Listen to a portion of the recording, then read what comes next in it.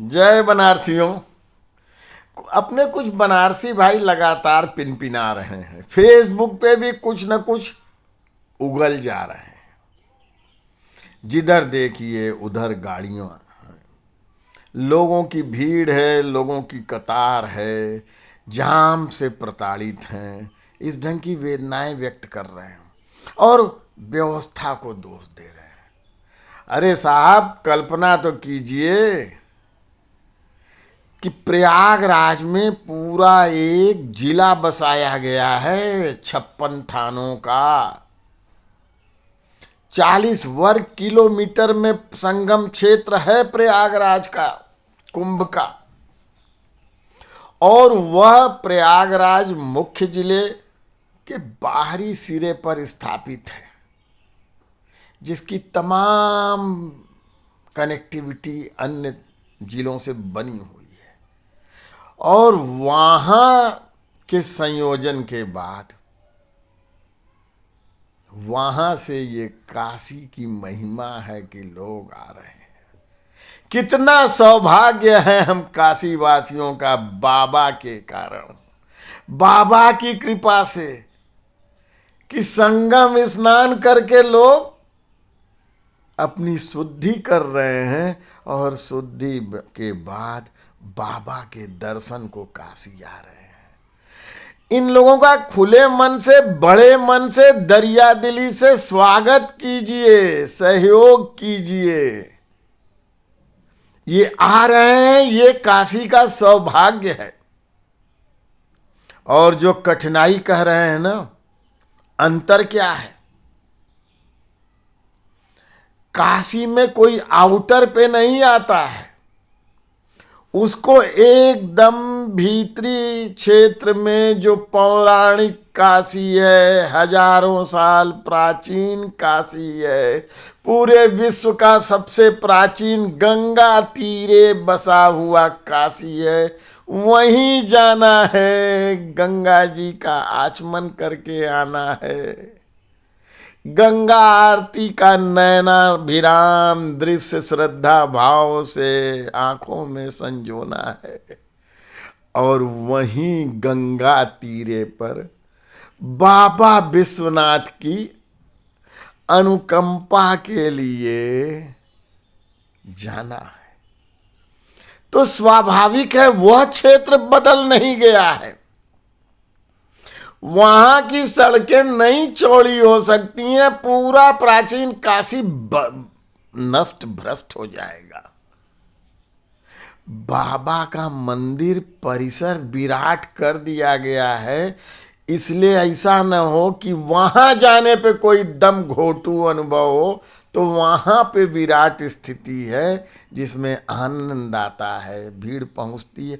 इतनी विराट भीड़ पहुंच रही है, संख्या इतनी है, फिर भी लोग सुगमता पूर्वक जा रहे हैं। याद करिए, पहले वो दूषित गलियों का वातावरण, इसमें दम घुट जाता था।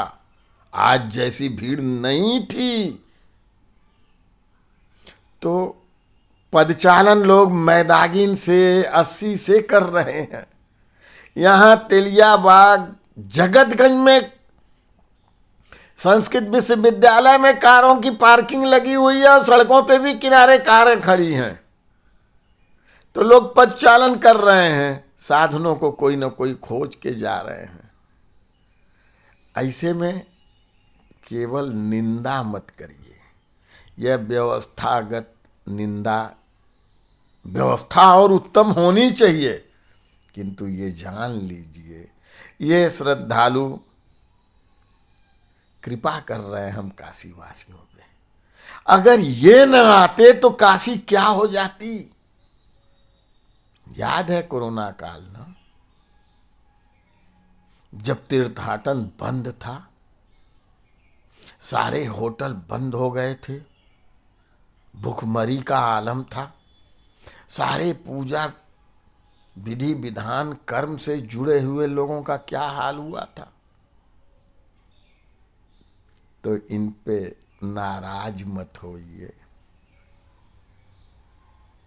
और मजा ये है कि जो काशी आएगा तो काशी के हृदय स्थल बाबा विश्वनाथ गंगा के तीरे गंगा आरती के लिए, गंगा जल के आचमन के लिए वहीं तो जाएगा।